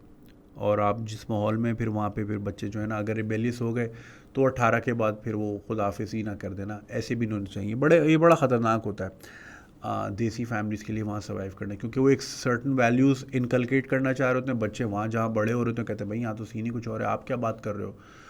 फिर वो जो एक टॉक्सिसिटी चलती है ना, वो फिर वेट ही करते हैं कि 18 के हो जाए बस। जहाँ 18 के होते हैं कहते हैं जी अस्सलाम वालेकुम जी, ऐसी जा रहे हैं अब। तो ये भी नहीं होना चाहिए ना, बच्चे प्यार से रहें। तो थोड़ा सा एक स्टेप अगर आपको पीछे हो रहे हैं तो थोड़ा आगे आप हो रहे हैं, एक स्टेप उनको भी आने दें, इस तरह कर लें, कोई बीच का रास्ता ढूंढ लें। बाकी audience can comment better. Thank you. हाँ जी, नेक्स्ट क्वेश्चन। और कल रात मैं वो मुबीन भाई के ढाबे पे था, वहाँ भी एक बच्चा आया था, उसका भी यही सवाल था। उसको मैंने कोई 20 मिनट बैठ के समझाया, ये भी वही सवाल है। तो आई थिंक ये आजकल हर बच्चे का सवाल है, तो लेट्स एड्रेस दैट। सलाम जुनैद भाई, hope you doing well. This a big fan of I am a big fan of you, following you since 2016 and watch all your videos frequently. डरा I have very important question, read till the end. Okay, I'm an 18-year-old boy living in Karachi. I'm first year student. First of all, let me tell you my story. My birthplace is Saudi Arabia. I spent 14 precious years of my life in Makkah. Spent a great and a peaceful life there with a lot of friends and people in Makkah. Due to strict circumstances in Saudi Arabia, as you may know, and due to the death of my beloved father, my family and I shifted to Pakistan in 2017. This was my first ever visit to Pakistan. Today I have been here for 4 years and still I'm not happy living here. Of course बेटा, यहाँ कौन खुश है? यहाँ कोई खुश नहीं है। वो कहते हैं ना, दिल नहीं लग रहा। लिटरली आए दिन मसले हैं, आए दिन टेंशन, आए दिन बेसुकूनी, ना ज़हनी सुकून ना कुछ। I am tired. I can bear these small problems like load shedding and crisis of water, lack of gas, pollution and dirt everywhere, as this makes the society unpeaceful, as everyone bearing. But the negative thinking of people here, the negative mindset of people and especially ganda mahal, बात बात पर गालियाँ, बात बात पर जिना की बातें, this makes the society very unpeaceful. Unpeaceful is not the right word, but it's okay. It's full of tensions. I know कि बाहर भी ये चीज़ें यहाँ से ज़्यादा कॉमन हैं, पर इतनी नहीं। वहाँ बेसुकूनी तो नहीं है ना। There are multiple things which makes me feel hate about my country, which I don't want to discuss. Because I came from a peaceful and a different environment, and it's hard for me to settle here. All of my Pakistani Saudi friends who came here on the final exit, they're also not happy living here. For the future, I'm planning to move abroad because it's very sad to say, in my country, I see no future for anyone. बड़ी बात है बेटा, 18 में दिख गया तुझे, बहुत सौ को तो 40 में भी नहीं दिख रहा, वो अभी भी होपफुल है. So sadly, I want a peaceful and a good life for myself and for my future, which I don't see here. To all the viewers who are listening, before going to hate me after listening this by telling me mulk dushman वगैरह वगैरह, so listen, I'm not a mulk dushman. I also love my country as you guys do. अपना मुल्क ही होता है, but sadly this is the reality of our country. My question is moving abroad good for me or not? My family is supportive to me in going abroad, but not that supportive which they should be. They said that अपना मुल्क अपना होता है, बाहर जाकर कोई फ़ायदा नहीं, बाहर जाकर दूसरों की ग़ुलामी करनी पड़ेगी. तो भाई सही है, दूसरों की कर लेंगे, अपनों की करने से तो बेहतर है ना. यहाँ भी तो आप ग़ुलामी कर रहे हो ना, पार्टियों की कर रहे हो ना ग़ुलामी. बाहर जाकर तुम खुश नहीं रहोगे, सबसे बड़ी बात. अच्छा, ये आपकी फैमिली कह रही है जो खुद सऊदी से रहकर आई है, सारी ज़िंदगी सऊदी में रही है, हैं? बताओ यार, बाहर जाकर तुम स्ट्रगल करोगे. भाई तो ज़िंदगी है ही स्ट्रगल का नाम. क्या यहाँ आराम करने आए थे, तकिए पे सोने आए थे यहाँ पे? भाई सुकून सिर्फ कब्र में है, और हमारा वहाँ भी नहीं है, क्योंकि कब्रें इतनी क्लोज होंगी, इतनी टेढ़ी मेढ़ी चुपकी हुई. गोरा कब्रस्तान देखा है? यहाँ वाला नहीं, गोरों का कब्रस्तान. फिल्मों में जो आप देखते हैं भाई, वो क्रॉस लगे होते हैं और कितने दूर दूर होते हैं. भाई खुला डुल्ला माहौल होता है, कब्र में भी चिल. यहाँ पे कब्र के ऊपर कब्र, टेढ़ी मेढ़ी, ये अब कब्र में भी सुकून नहीं. और नीचे से गटर का पानी. ऐसा भी हुआ है भाई, दफनाने के लिए नहीं, बारिश वाला नहीं, कब्र खोदी, नीचे नाला निकला, नाले के ऊपर बनाया हुआ था कब्रिस्तान, क्योंकि कब्रिस्तान की ज़मीन पे अपार्टमेंट बना लिए थे. भाई ये तो हाल है. स्ट्रगल करूँगा, फिर मजबूरन मुझे यहाँ वापस आना पड़ेगा, वहाँ ख्वार होकर. These are the question which scare me and I have no answer. I want to go to UK after Saudi Arabia and Pakistan. UK is the most favorite country to visit and to live. Middle East has no future because you know they are kicking all ajnabis out.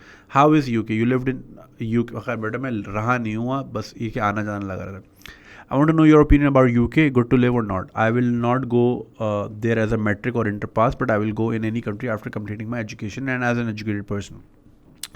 So it's a long question I want to ask. Please help me. चलो ठीक है, मैं समझ गया आप कहना क्या चाह रहे हो. देखो भाई, ये तो मैं जो है ना, लोग कहते हैं कि जी भाई हमें मुल्क से मोहब्बत है, तभी हर वक्त मुल्क मुल्क मुल्क करते रहते हैं. वरना सबसे आसान काम है, मेरे आप मेन चैनल पे जाएं, पिछली 10 वीडियोस उठाएं, ठीक है, उसमें जो फ़नी स्किट्स हैं उनके व्यूज़ देखें, और वो जो शहीरा जलील जो आई थी, जो कि चाह रही हैं कि जी यहाँ पे हर पार्टी यंगस्टर्स को मौका दे, उसके व्यूज़ देख लें. तो मुल्क की बात हम करते हैं, आप सुनना ही नहीं चाहते, राइट. और मुल्क की फ़िक्र है तभी. तो मेरा फ़ायदा किस चीज़ में? स्किट्स बनाऊँ, मजाक मस्ती करूँ, प्रैंक्स बनाऊँ, हैं भाई, धड़ाधड़ व्यूज़ हैं, ठीक है. मुझे क्या लेना देना भाई, मेरे डॉलर आ रहे हैं, हल्ली वल्ली जाओ अपना वही काम करो. मैंने ठेका लिया हुआ है क्या? मैं तुमसे वोट लेता हूँ, तुम्हारा टैक्स लेता हूँ मैं क्या? मैं क्यों जिम्मेदार हूँ? जो तुमसे टैक्स लेते हैं, जो तुमसे वोट लेते हैं, उससे तो तुम पूछते नहीं हो, राइट.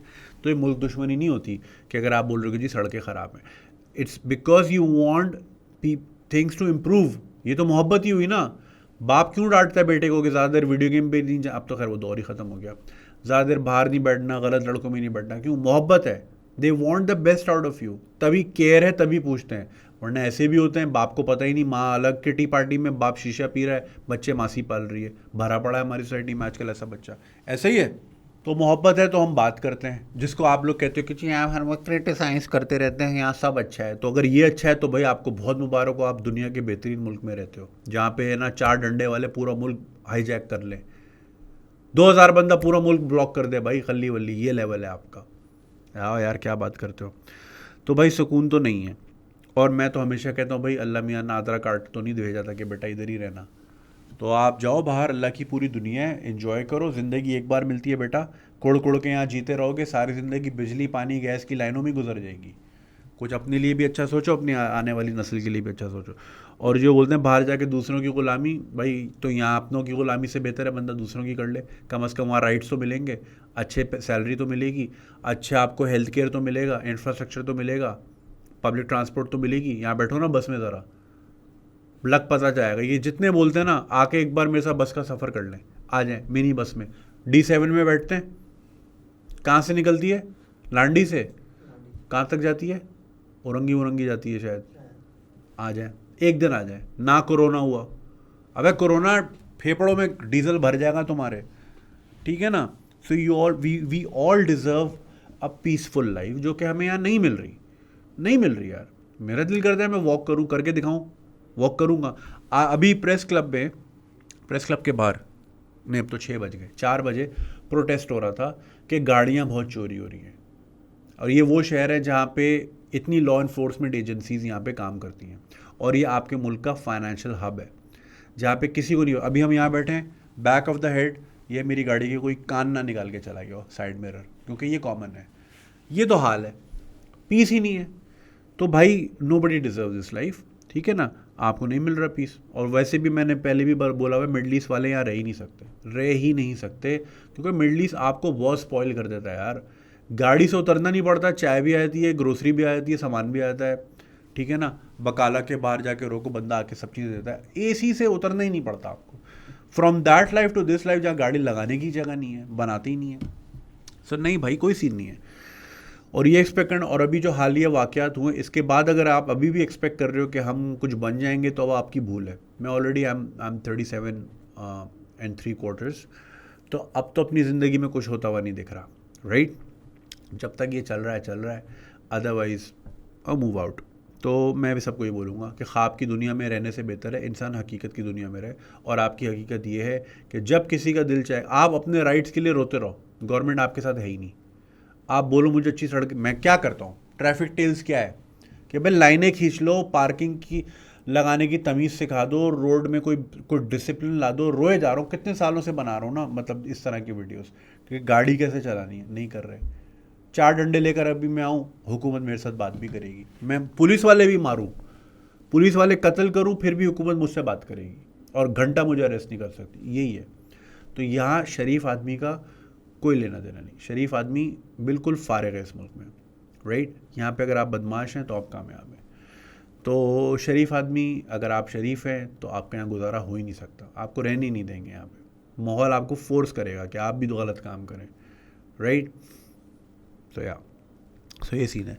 नहीं नहीं भाई, लोगों की बातें ना सुनो, और अच्छा आपको 18 में ख्याल है आपको यहाँ सुकून नहीं मिल रहा, आप डिज़र्व करते हो, एवरीबडी डिज़र्व्स अ पीसफुल लाइफ, बिल्कुल बाहर जाएं। और रही बात यूके की, यार हर जगह ही अच्छी है, इन द सेंस कि आप अगर मेहनती हो तो मेहनती आदमी की तो हर जगह कदर है, सिवाय हमारे यहाँ हर जगह कदर है मेहनती आदमी की। आप मेहनती हो, अच्छा काम करते हो, अपना दयानतदारी से अपना काम करते हो, आप कामयाब हो। यार अल्लाह ताला ने बिल्कुल सीधा सीधा फार्मूला दिया हुआ यार लाइफ का, झूठ नहीं बोलना, मकारी नहीं करना, काम चोरी मत करना, अपने रिस्क के साथ ख़यानत नहीं करना, आप कामयाब हो। इतनी सी बात है, लोग वही नहीं करना सीखते, बस सबको आज ही बनना है करोड़पति। सो बस, तो यूके भी अच्छा है, यूएस भी अच्छा है, न्यूजीलैंड भी अच्छा है, पोलैंड भी अच्छा है, हॉलैंड भी है, सब अच्छे हैं अगर आप अच्छे हो तो। से आप जाएँ, बिल्कुल जाएँ। चलें जी, next one. Salam Junaid bhai, hope you and Bhabhi are doing well. I love your content and follow you. Please do not reveal my identity. I am a student of BS Psychology and I am in 4th semester. I was engaged on 5th of February, oh Kashmir Day pe, this year, and the guy is my mom's second cousin and my dad's nephew, cousin's son. Acha. My parents did it and I even didn't see the guy until the day before engagement. He's an educated person and an ex-drug addict. MashaAllah. Having only one affair. How do you know only one affair? वो एक आपको बताया है. This was told by his father. अच्छा, बाप ने आके बताया कि उसका एक अफेयर है और एक्स ड्रग एडिक्ट है. After getting engaged, we started talking on WhatsApp and I found out that he's still a drug addict, cocaine user, mashallah, and talks to his ex-girlfriends on video chats. Not only this, he tells me all this in tears so that I take pity on him. Junaid bhai, being a girl, I have suffered a lot in life, even sexual abuse, but I didn't know that this is going to happen with me. He tells everything to me and thinks I'm a robot and I have no feelings. He openly talks about every affair of him whom he kissed, blah, blah, blah. Why? It's been a month and so talking to him and I want to have an escape. I belong to an upper middle class family, but no one supports me at home. I was assaulted at the age of 12 and the person was my mother's brother. Oh shit, मामू ने, ये जो लोग कहते हैं ना हमारी इतनी अच्छी सोसाइटी है, फैमिली यूनिट है, कल्चर है, ये कल्चर है जी, मामू भांजी पे ही अल्लाह रहम करे. My mother told me to be quiet just to keep him safe, but even though my father knows this, they are all quiet. I have attempted suicide many times, but I'm fed up of this life. Please help. बेटा इसमें जो है ना, ये बिल्कुल फारिग आदमी है, आपने इसके साथ नहीं करनी शादी, वरना आप फिर रोज़ाना ही सुसाइड होगी जो आप. खैर, suicide is not the way. ज़िंदगी बहुत खूबसूरत है, बहुत अच्छी है, बहुत होप्स है, मगर आज़ाहिर आपके सर्कमस्टांसेस इस तरह के हैं जो आपको फोर्स करें इस तरह सोचने पे. And I don't blame you, I am not invalidating your experiences. बिल्कुल जो है ना, आपकी ज़िंदगी है तो आपने अपनी ज़िंदगी का फ़ैसला ख़ुद करना है, और आपने जो है ना सीधा सीधा अपने पेरेंट्स को बोल देना है कि जी ये बंदा बिल्कुल, क्योंकि वो फिर ज़िंदगी भर आपने ही सफ़र करना है. पेरेंट्स तो बोलेंगे बेटा आप खामोश हो, जैसे आपके पेरेंट्स इतने बड़े मामले में खामोश हो सकते हैं, तो अगर शौहर ने हाथ पैर तोड़ दिया तो वो तो कोई बात ही नहीं है ना. कि अगर मामू ने आपके साथ अब्यूज़ किया और वो उस पर भी खामोश हो गए, जिस पे कत्ल हो जाने चाहिए, राइट, ऐसा ही है भाई, वो अगर उस पर भी खामोश हो गए तो शौहर की कोकेन लेना या एक्स गर्लफ्रेंड के साथ वीडियो चैट पे बात करना, या आपको ये बताना कि किसको कहाँ कहाँ और कैसे कैसे किस किया है, तो वो तो कोई बात ही नहीं है ना उनके लिए. तो वो आपको खड्डे में डाल के दुनियादारी के लिए कि देखें हमने अपनी बच्ची की जीते जी शादी कर ली, हमने अपनी बच्ची के ठिकाने लगा दिया. हमारे यहाँ, मैं हमेशा बोला है, मैं हर बार बोलता हूँ, यहाँ लिख के लगाऊंगा, brown families don't give a fuck about their daughters, right. ये आपके साथ वही कर रहे हैं, पैदा कर लिया, बोझ समझ, अब बोझ आपके किसी और पे. और चलो अगर बोझ समझ के कहीं डाल भी रहे हैं तो किसी काम की जगह नहीं, एक कोकेन यूज़र के ऊपर आपको मार रहे हैं. वो सारी ज़िंदगी वो उसने ड्रग, पता नहीं वो छोड़ने वाला होता तो छोड़ चुका होता. वो मुझे इंतहाई गैर जिम्मेदार आदमी लग रहा है जो आपसे इस तरह की बातें कर रहा है, आपसे प्रीवियस अफेयर्स की बातें, ये बनती नहीं है. ठीक है, हर इंसान का पास्ट होता है, ठीक है, उसमें आप नहीं थी, आपके पास में वो नहीं थे, वो एक अलग डिबेट है. अब जब हो गया तो अब जिक्र करने गया मैंने वहाँ किस किया, ये किया, वो किया, ये कोई बात है करने वाली. इससे साफ जाहिर है कि वो एक इंतहाई मैच्योर आदमी भी है. तो आप ऑलरेडी इतना सफ़र कर चुकी हैं, और ज़िंदगी के सफ़र में अगर अंग्रेज़ी वाला ही सफ़र करना है तो ऐसी ज़िंदगी का क्या फ़ायदा, राइट. तो प्लीज़ अपने लिए स्टैंड लें और इस चीज़ को बिल्कुल नो करें, और ये बिल्कुल ही ऑफ लिमिट्स है, वरना आपकी ज़िंदगी अजीरन कर देगा ये आदमी। और फिर आपके पेरेंट्स बोलेंगे बस बेटा हमने अपनी ज़िम्मेदारी निभा दी, अब ये आपका घर है, अब यहाँ से मर के ही निकलना। तो ये हम इस तरह ट्रीट करते हैं अपनी डॉटर्स को। फिर यही औरतें फिर ज़ाहिर है माँ बनती हैं इतने अब्यूज़ में, फिर वहाँ से जो बच्चे होते हैं वो सारी ज़िंदगी जो अब्यूज़ देखते हैं, फिर वो उस अब्यूज़ का बदला सोसाइटी से लेते हैं, और फिर एक परपेचुअल साइकिल चलती रहती है। अब आप बताएं एक ऐसे घराने में जहाँ पे ड्रग की, देखिए ड्रग यूज़ करने में कोई वो नहीं है, उसको लाइफस्टाइल ना बनाए। जैसे रज़ा सामू ने अपनी पॉडकास्ट में क्या कहा था, रिक्रिएशनली अगर आप करते हैं आप करते हैं, if you want to have a good time, you want to have a drink, you want to do a line, you want to smoke weed, fine, as long as it doesn't become your lifestyle कि यार रोज़ करना ही करना, वो फिर of scene है। अब ऐसे घर के जो बच्चे होंगे उनको क्या तरबियत मिलेगी, और फिर वो क्या कंट्रीब्यूट करेंगे इस मुल्क में। तो आप अगर अगले 30 साल का सोचें, इस फैमिली को मल्टीप्लाई करें, 10,000 ऐसी 10,000 फैमिलीज़ होंगी जहाँ शौहर नशे कर रहा है, काम नहीं कर रहा, बीवी को मार रहा है, ऐसी 10,000 फैमिली होंगी। हर घर में 3 बच्चे होंगे, राइट, तो 30,000 बच्चे हो गए, राइट। अब ये 30,000 बच्चों का मतलब है नेशनल स्टेडियम में 27,000 लोग आते हैं, 30,000 का मतलब उससे ज़्यादा है। तो वो 30,000 अब उनके भी 3 बच्चे होंगे, राइट, कहाँ चली गई बात। तो within a span of 30-40 years ही हम 1 लाख बंदे की बात कर रहे हैं। मैंने बड़ा कंजर्वेटिव फिगर बताया आपको, ये लाखों में होंगी चीज़ें, मैं तो खाली 10,000 बोल रहा हूँ, ये लाखों में। तो फिर क्या नस्ल बनेगी 40-50 साल बाद, मुल्क कहाँ खड़ा होगा जहाँ पे ऐसे बच्चे होंगे जो बेचारे, अच्छा उन बच्चों का कोई कसूर नहीं है, it's not a fault of their own, उस घर में ऐसे पैदा हुए, वहाँ पे ऐसा चल रहा था। तो मैं इस तरह सोचता हूँ, लेकिन इस तरह हमारे अरबाब इख्तियार से ना सोचते नहीं है। वो कहते हैं यार अगले इलेक्शन का सोचो, रोड बनाओ, बहन जो वोट पकड़ो, वो इतना सोचते हैं। उनको क्या है 30 साल बाद क्या हो रहा है, 30 साल बाद ना खान साहब जिंदा होंगे, ना मियाँ साहब जिंदा होंगे, ना जरदारी साहब जिंदा होंगे, उनके इससे भाई कहते हैं रोड बनाओ अगला इलेक्शन जीतो। तो वो सोचते नहीं है। हमने और आपने तो जीना है, ना भी जिए लेकिन हमारे और आपके दिल में तो ये दर्द है ना कि यार हम रहें या ना रहें, कल कल याद आएंगे ये पल, वो वाली फ़िलॉसफी में हमारे बच्चों ने तो रहना है ना। तो वो अच्छा माहौल मिले, इतना कोई नहीं सोचता। यही मसला है कि हम कुड़ते रहते हैं, यहाँ पे बोलते रहते हैं, बाकी लोग इन्जॉय कर रहे हैं। खैर, तो बेटा this is an absolute no go area. Stand ले लें, आज ज़िंदगी के लिए अपने स्टैंड ले लिया तो आप स्टैंड लेना सीखेंगे, वरना अगर आपने ये गिव इन कर दिया ना तो फिर बहुत सफरिंग है। Please don't put yourself into that. और suicide is not an option, वो तो आप बिल्कुल ही ना निकाल दें ज़िंदगी से, वो तो ऑप्शन ही नहीं है। ज़िंदा रहें, लड़ें, स्ट्रगल करें, ज़िंदगी नाम इस चीज़ का है, हिम्मत करें। ठीक है, थैंक यू। हाँ जी, आज की लास्ट ईमेल, गला सूख रहा है बिल्कुल मेरा।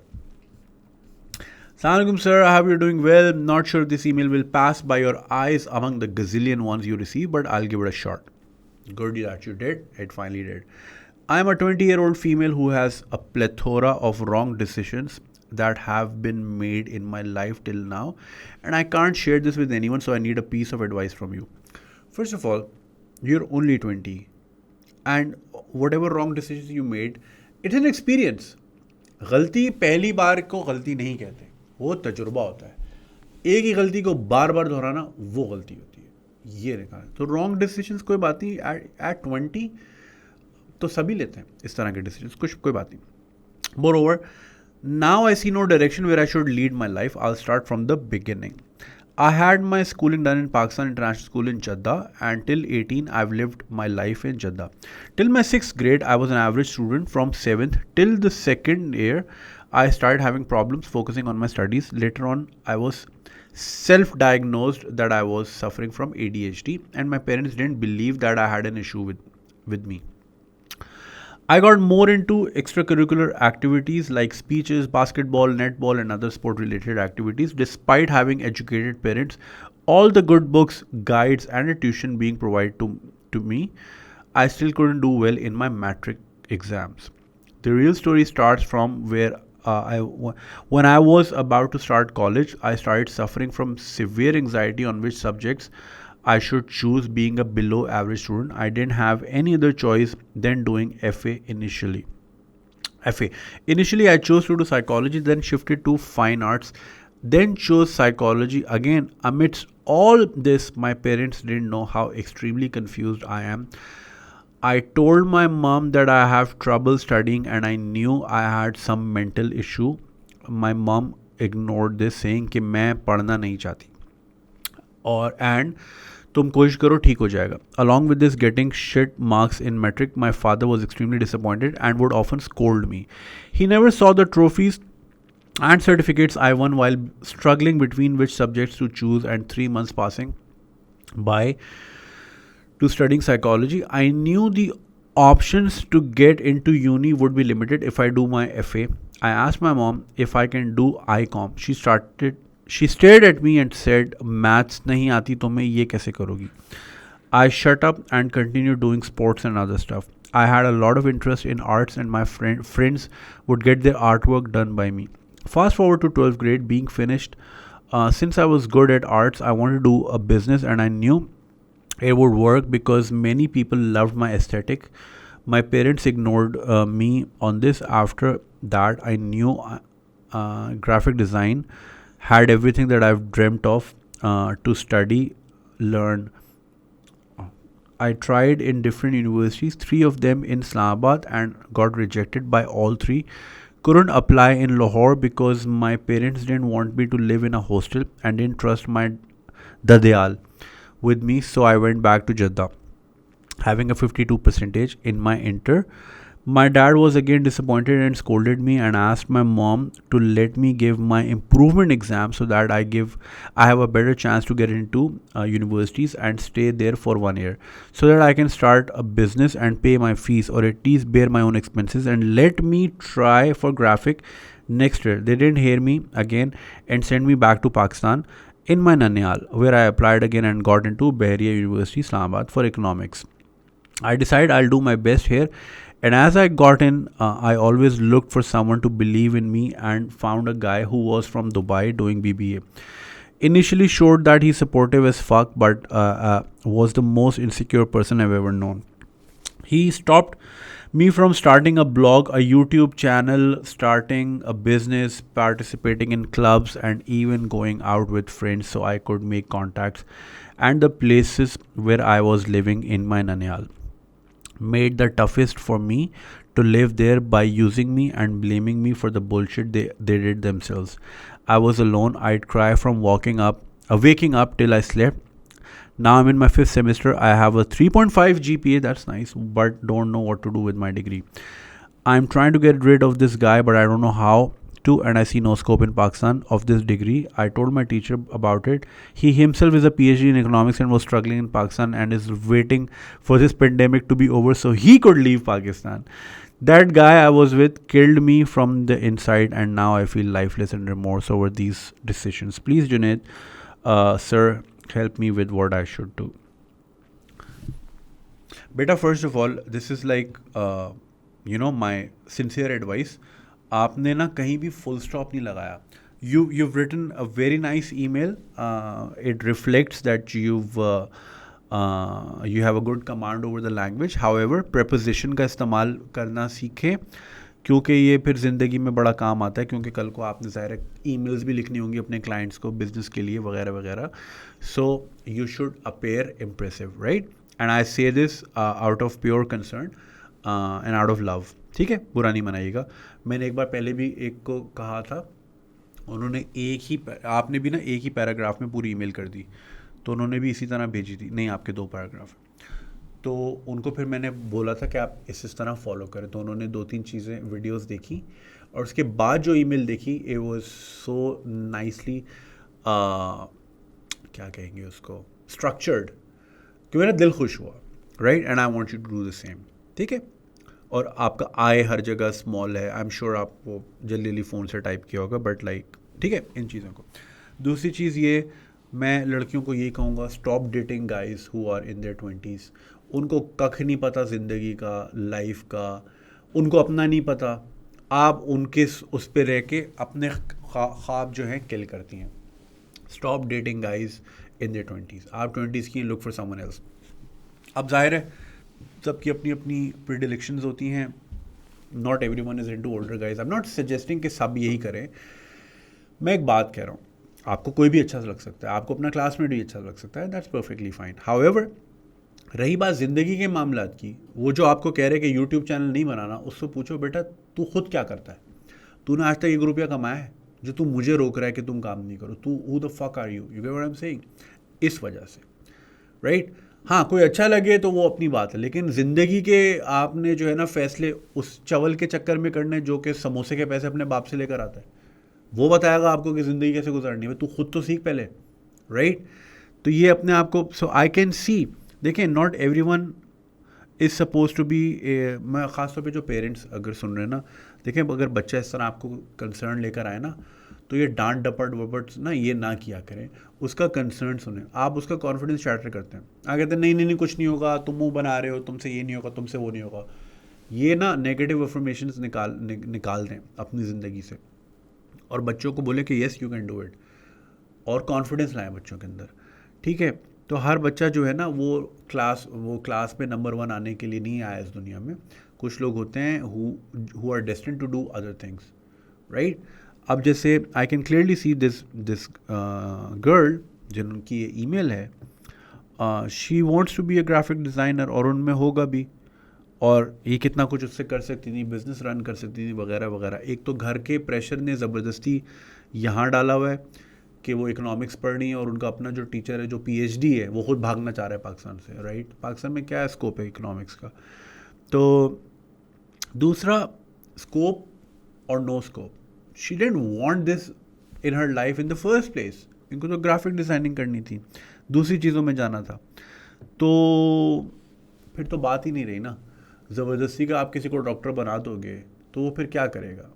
उसका दिल ही नहीं होगा, तो आप इंसान मार देते हो। तो पेरेंट्स से मेरी प्लीज़ रिक्वेस्ट है, अपनी औलाद को ना कॉन्फिडेंस ना मारें, उनको ये ना किया करें कि ये नहीं करो, वो नहीं करो, ऐसे नहीं वैसे नहीं वैसे नहीं। अलाउ देम, वो उनको भी बड़ा होना सिखाएं। ये नहीं कि 26 साल का नाड़ा बांध रही हैं, नाखून काट रहे हैं, ये ना करें अपनी औलाद के साथ, राइट? और मैं लड़कियों को ये बोलूँगा कि please stop listening to this चूतिया गाइस, जो अपनी सिगरेट नहीं पी खरीद सकते, राइट? तो वो आपको बताएंगे कि ज़िंदगी कैसे गुजारनी है। बोलो जा अपना काम कर, अपने ड्रीम्स और अपने एस्पिरेशन किसी 23, 24, 25 साल के लड़के पे ज़ाया ना करें। मैं इतनी सी बात कह रहा हूँ। उसको खुद नहीं पता ज़िंदगी में आटा चीनी का क्या भाव है, उसको यही नहीं पता होगा ज़िंदगी चलती कैसे, गुजरती कैसे, क्योंकि हमारे एजुकेशन सिस्टम जो है ना डम लोग पैदा करते हैं, डम फक्स विद डिग्रीज। नो डिसरिस्पेक्ट, मगर जो फैक्ट है वो है। क्रिटिकल थिंकिंग नहीं है लोगों में, ज़रा सी भी नहीं है। आउट ऑफ द बॉक्स बात ना सुनना चाहते, ना करना जानते हैं, ना सोचना चाहते हैं। बस जो सिखा दिया टीचर ने वो वही है, कोई अपनी थिंकिंग ही नहीं है। जो तोते हैं सारे, तो वो क्या आपको बताएंगे कि, तो ये आप जो है ना, खैर इट्स नेवर टू लेट। आपने यूट्यूब करना है, आप स्टार्ट करें पहली फुर्सत में, और इस बॉय को तो फारिग करें, क्योंकि बॉय जो है ना वो आपकी ज़िंदगी में हैप्पीनेस कम पेन ज़्यादा ला रहे हैं। देखें, there is no such thing as a happy life, there is no such thing as happy, हम क्या कहते हैं, happy moments. There is no such thing as happy life, there only happy moments. ज़्यादा ज़िंदगी सैड ही है या boring है या डल है, right? This how it is, right? तो अगर जो हैप्पी मोमेंट्स जो थोड़े से आपके नसीब के हैं, कोई उन पे भी आके शूशू कर जाए, दैट्स रॉन्ग। शॉर्ट एनालिसिस करें कि आपका जो ये बंदा है या बंदी है, आपका जो भी पार्टनर है, वो आपका हैप्पीनेस लेवल कितना बढ़ा रहा है, आपको पेन कितना दे रहा है और हैप्पीनेस कितनी दे रहा है। अगर पेन ज़्यादा है तो थोड़ा सा और पेन फील करके उसको कटाई दें, 2 हफ्ते बाद हील हो जाएगा। 2 हफ्ते मैक्सिमम, 2 हफ्ते लगते हैं, है ना भाई? दिल टूटा था 2 हफ्ते में जुड़ गया था, देखो खुश है, हंस रहा है। हम भी तोड़वा के बैठे कल्ली वल्ली भाई, कब कुछ नहीं होता। You can live without everyone. कोई ऑक्सीजन थोड़ी है कि रह नहीं सकते, क्यों भाई? तू ऑक्सीजन देता है क्या? दरख्त है तू, क्यों नहीं रह सकता मैं तेरे बगैर? जा अपना काम कर। तो ये वाले ना बॉयज़, ये नहीं करो, यहाँ नहीं बैठो, उससे नहीं उससे नहीं उससे नहीं।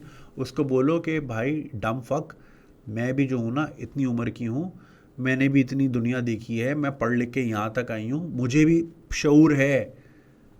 you're not the one to tell me कि किससे दोस्ती रखनी किससे नहीं रखनी। I can be a better जज एज वेल, मैं भी इंसान हूँ। ये पावर आपने किसी को देनी नहीं है, ज़िंदगी में, चाहे किसी भी मामले में हो, ये पावर्स नहीं देनी कि अगला डिसाइड करे कि आपके दोस्त कौन होंगे। बोलोगे सबसे पहले तू कट, सबसे पहले तू ही जा यहाँ से, क्योंकि वो फिर बात रुकती नहीं है।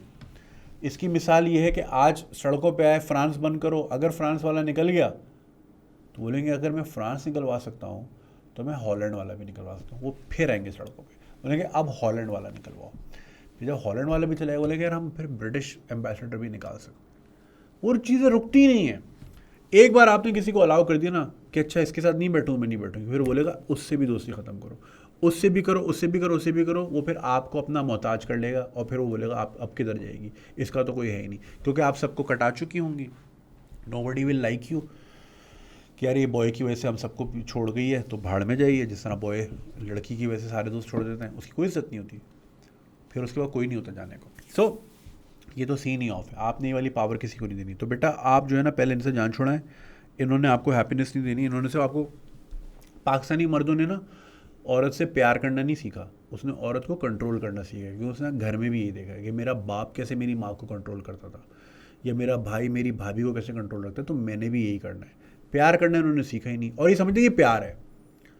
वो कहते हैं ये प्यार है कि मैं तुम्हारा ख्याल रख रहा हूँ कि ये भी नहीं करो, ये भी नहीं करो, मैं तुम्हारा ख्याल रख रहा हूँ। नहीं भाई, तुम उसकी ईगो को हर्ट कर रहे हो, तुम उसका कैरेक्टर बिल्डिंग को हर्ट कर रहे हो, तुम उसको मार रहे हो। नहीं, तो ये बॉय जाएगा ना 2 हफ्ते बाद, you will be back on track. YouTube channel बनाएं, कल्ली वल्ली बिजनेस आइडियाज़ अपने अंदर और लेकर आएँ, करें। अब आपकी डिग्री तो हो रही है तो अब हो रही है, करती रहें, लेकिन ये कि जो आपका पैशन है उस तरफ जाएं। मैं आपको ये मशवरा दूंगा। And I can guarantee you, boy जाएगा ना, आपका ब्लॉग भी आ जाएगा, यूट्यूब भी आ जाएगा, you will be expose to a new arena, and then that will bring, वो जो नई लाइफ होगी, वो जो आपकी रीबर्थ होगी, वो जो नया प्रोफेशन जो भी होगा आपका, वो आपके लिए जो अपॉर्चुनिटीज़ लेकर आएगा ना, वो इतनी ओवरवेलमिंग होंगी कि ये कुछ याद ही नहीं रहेगा, राइट। तो अब जो हो गया उसको हम रिवर्स नहीं कर सकते, उससे हम सीख के आगे अप्लाई कर सकते हैं। उससे सीखें, आगे अप्लाई करें और आगे जाएं, क्योंकि अल्लाह ने हमें आंखें आगे दी हैं, so we can move forward, right. So move forward और परेशान नहीं हो, ख्याल रखें अपना, ठीक है। खैर भाई, चले भाई, अबे भाई इफ्तारी मंगा लें, इफ्तारी का टाइम होने वाला है, गला भी सूख रहा है, और इंशाल्लाह आपसे दोबारा बात होगी। वीडियो देखने का बहुत बहुत शुक्रिया। अगर आप यहाँ तक पहुँच गए हैं, सब्सक्राइब ज़रूर कीजिएगा। पेट्रियन पे सपोर्ट करना चाहें, you can do that on patreon.com/ganjiswag। Facebook पे मेंबर बन सकते हैं आप, you can become a supporter on Facebook, and you can do a YouTube membership as well. इंशाल्लाह आपसे दोबारा बात होगी। ख्याल रखिएगा, सवाल ज़रूर भेजिएगा, मुझे इंतज़ार रहेगा। फिर मिलते हैं।